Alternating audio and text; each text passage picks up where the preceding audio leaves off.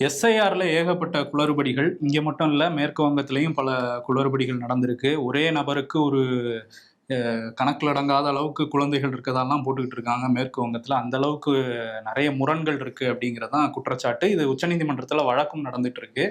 அதுல ஆர்எஸ் பாரதி சார்பிலலாம் வழக்கு போட்டிருந்தாங்க. இப்போ உச்சநீதிமன்றம் என்ன சொல்லியிருக்காங்கன்னா, ஒரு முரண்பாட்டு பட்டியலை வந்து யார் யாருக்கெல்லாம் அந்த முரண்பாடுகள் இருக்கோ அதை ஒரு பெயர் பட்டியல் வெளியிடுங்க அப்படின்னு சொல்லியிருக்காங்க.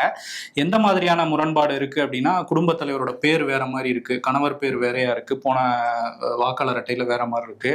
அதே மாதிரி ஒருத்தங்களோட ஒரு அப்பாவுக்கான வயசும் குழந்தைக்கான வயசுமே வித்தியாசம். அந்த பையனுக்கான வயசுமே இவங்களுக்கு 20 வயசு பையனுக்கு 80 வயசு அப்பா அப்படிங்கிற மாதிரிலாம் வந்து ஒரு தாத்தா வயசுல இருக்கவங்கலாம் கொண்டு வந்து போட்டு வச்சிருக்காங்க. இந்த அளவுக்கு முரண்பாடு இருக்கு அப்படிங்கிறத இப்போ வந்து உச்சநீதிமன்றம் அதை கையில் எடுத்துட்டு அந்த முரண்பாட்டு பட்டியலை வெளியிட்டு அவங்களுக்கு வந்து 10 நாள் அவகாசம் கொடுக்கணும், அவங்கள வந்து இதை சரி பண்ணிக்கிறதுக்கு அப்படின்லாம் உத்தரவு கொடுத்துருக்காங்க. ஸோ இந்த எஸ்ஐஆர் இன்னும் இறுதிப்பட்டியல் வருது, தள்ளி போனாலும் போகுங்கிற மாதிரி தான் தெரியுது.